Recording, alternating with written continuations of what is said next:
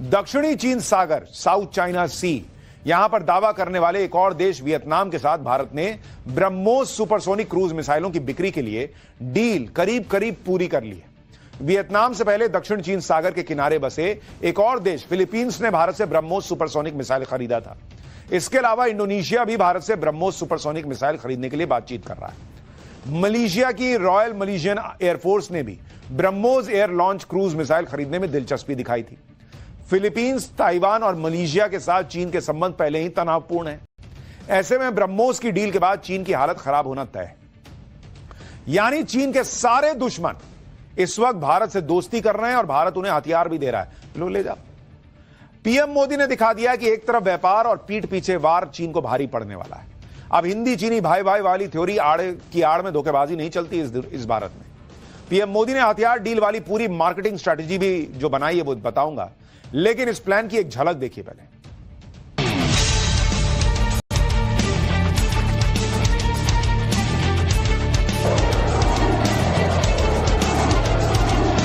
अब हम ब्रह्मोस मिसाइल को भी एक्सपोर्ट कर रहे हैं।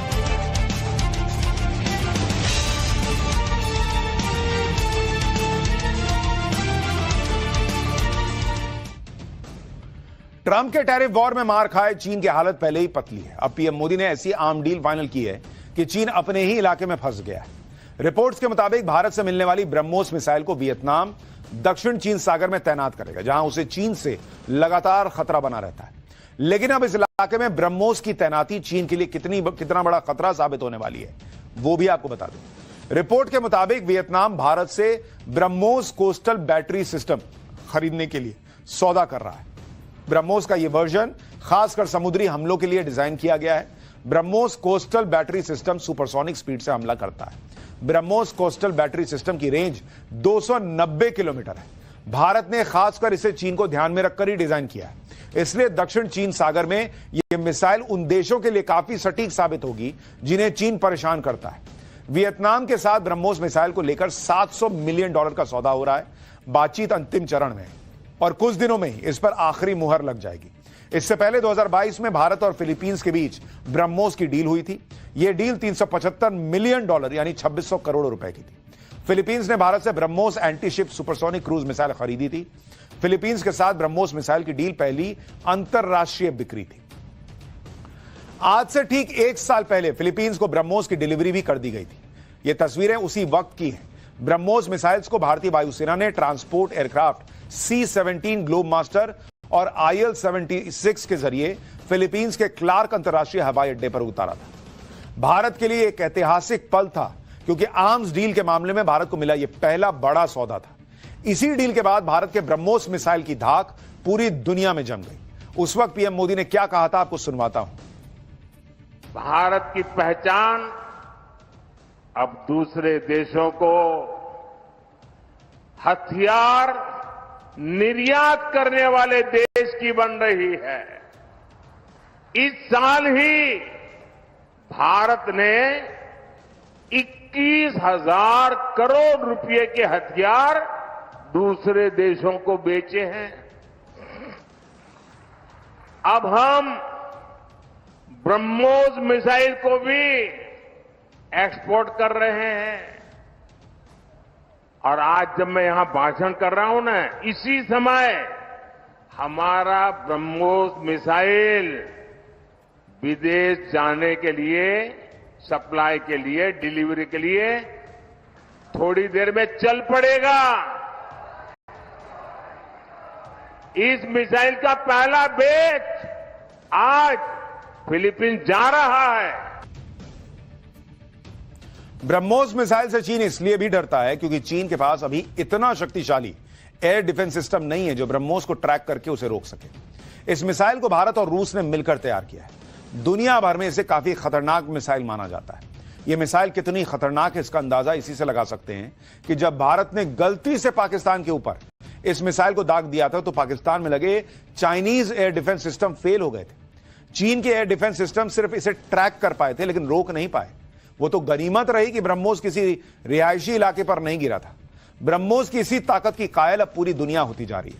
साउथ ईस्ट एशियाई देशों के अलावा सेंट्रल एशिया, साउथ अमेरिका और मिडिल ईस्ट के देशों ने भी ब्रह्मोस सिस्टम खरीदने में गहरी दिलचस्पी दिखाई है। यूएई, सऊदी अरब और मिस्र के साथ भारत की डील हो सकती है। जानकारी के मुताबिक ये देश ब्रह्मोस का जो लैंड वर्जन है उसे भारत से खरीद सकते हैं। डिफेंस सेक्टर में रूस और चीन को पछाड़कर दुनिया में धाक जमाने के लिए पीएम मोदी की प्लानिंग कितनी तगड़ी है उसके बारे में आपको बताता हूं। भारत न सिर्फ एक्सपोर्ट बढ़ा रहा है बल्कि डिफेंस सेक्टर के उपकरणों के प्रोडक्शन में भी जबरदस्त प्रोग्रेस कर रहा है।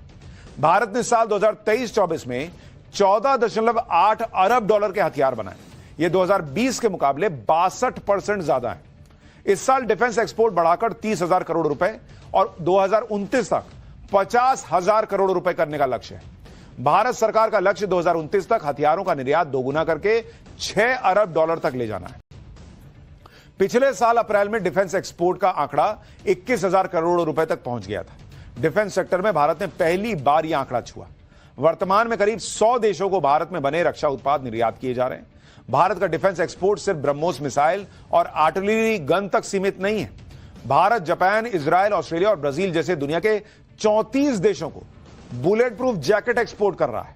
यूएई, इंडोनेशिया, मिस्र और थाईलैंड समेत दुनिया के 10 देशों को भारत गोला बारूद सप्लाई कर रहा है।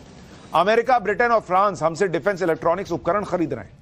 अर्जेंटीना, फिलीपींस और नाइजीरिया जैसे देशों से तेजस को एक्सपोर्ट करने की बातें चल रही हैं।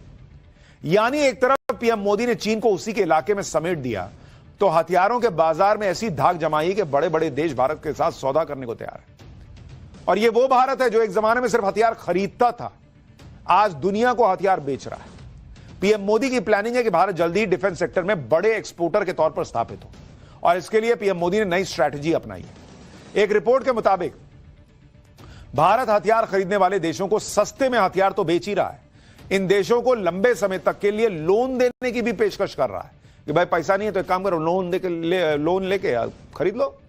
टारगेट पर वो देश हैं जो अब तक रूस से हथियार खरीदते रहे। रूस के यूक्रेन जंग में फंसे होने की वजह से ये देश नए विकल्प तलाश रहे हैं। भारत इसी का फायदा उठाने की कोशिश कर रहा है। इसके लिए भारत एक्सपोर्ट इंपोर्ट बैंक यानी एग्जिम बैंक खोल रहा है। एग्जिम बैंक हथियार खरीदने वाले देशों को कम ब्याज दरों पर लोन देगी। भारत ने इस साल जनवरी में ब्राजील में एग्जिम की एक ब्रांच खोल भी दी है। इसके तहत भारत ब्राजील को मिसाइल बेचने का सौदा कर रहा है।